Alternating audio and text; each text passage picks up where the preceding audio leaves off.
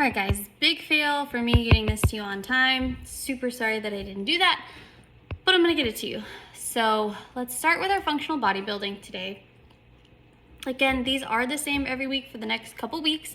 So we get through this first cycle and then we'll move on to the next one and it'll be different, and then we'll hold that cycle for a little while as well. But we are starting with supersets of pull-ups and gorilla rows, okay? And with these gorilla rows, there's a video, but make sure that you are pulling, so if I'm sideways this way and I'm on the ground, that I'm starting with my back. So I'm starting, they pull with my back here instead of with my bicep.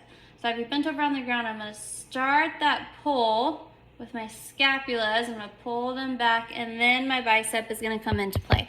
So we wanna always make sure, even with our pull-ups, we're not initiating with our biceps. So with our pull-ups, our arms are long, we're gonna initiate with that pulling down of the scapulas, and then we're gonna come in with that pull-up. We wanna think about using our lats and our back for our pull-up way more than our biceps, okay?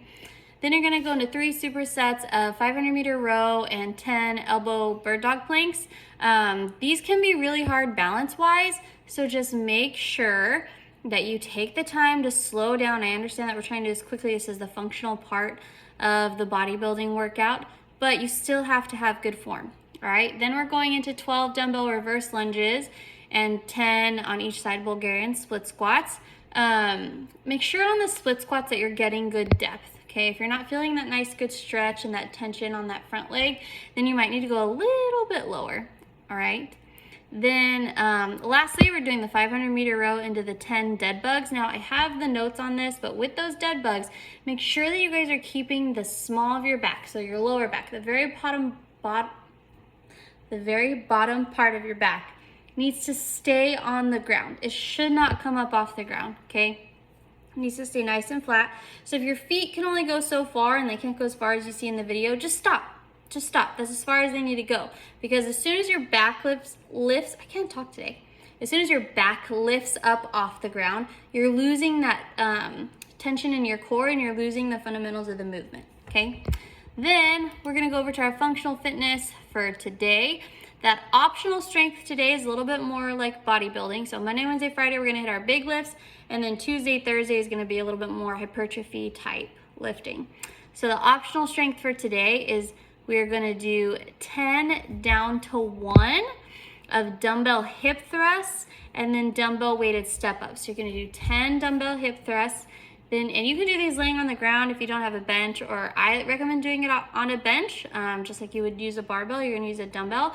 And if you have a barbell, or if you happen to have like an actual machine, maybe you're doing this at a gym, then go ahead and use it, whatever you're comfortable with. But I just put dumbbells so that it can be cohesive, so you can just use dumbbells for both. But dumbbell hip thrust, make sure at the top of that hip thrust that we are squeezing the glutes. We really need to think about the muscles that we're working. So we're squeezing our glutes, our hamstrings, and that whole posterior chain on our legs, we're squeezing up at the top, okay? And then those dumbbell weighted step ups, make sure that you step all the way up. You come to full extension on top of the box or whatever it is you're stepping on. Then you step back down and go the other side, and you just keep going. So do 10 and 10. 9, 9, 8, 8, 7, 7, 6, 6, 5, 5, 4, 4, 3, 3, 2, 2, 1, 1, okay? That's how that will work. Then we're going 3 rounds for time. This is very simple, very straightforward.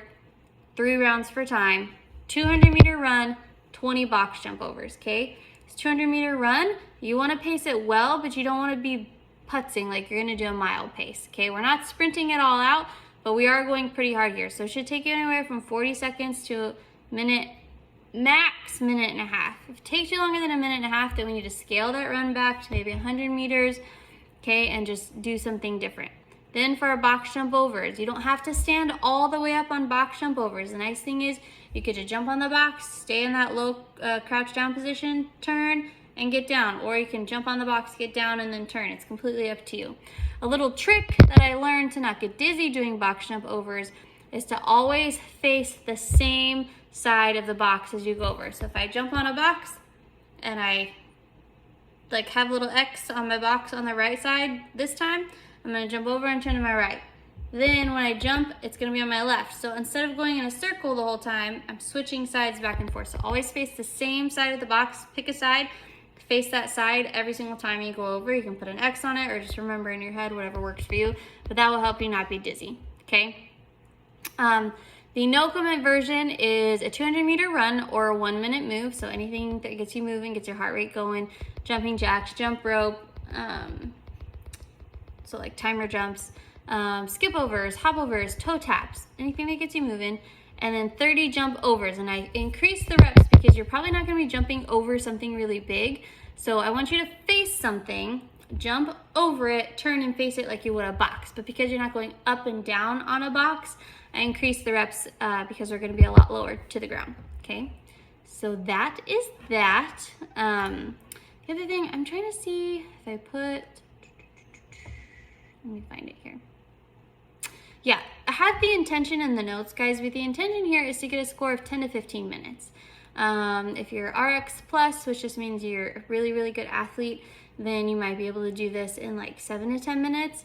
RX is 10 to 15, and then, so you should scale it appropriately. So if one round is taking you more than 3 minutes, you might need to scale a little bit, okay?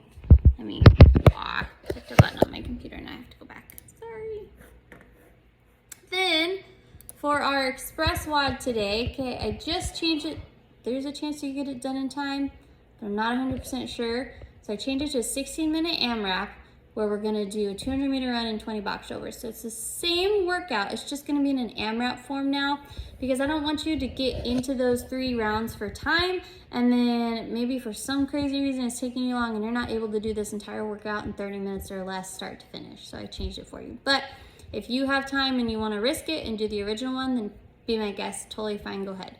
I'm sorry I got this to you so late. I'm sure most of you have done your workouts, but if you have any questions or if I don't get the video up any earlier in the day like I normally do, you guys can always reach out to me. Send me a message, send it in the group. People probably have the same questions, but I'm here for you. I hope you're doing well, and I'll catch you tomorrow for our weekly education. Bye, guys.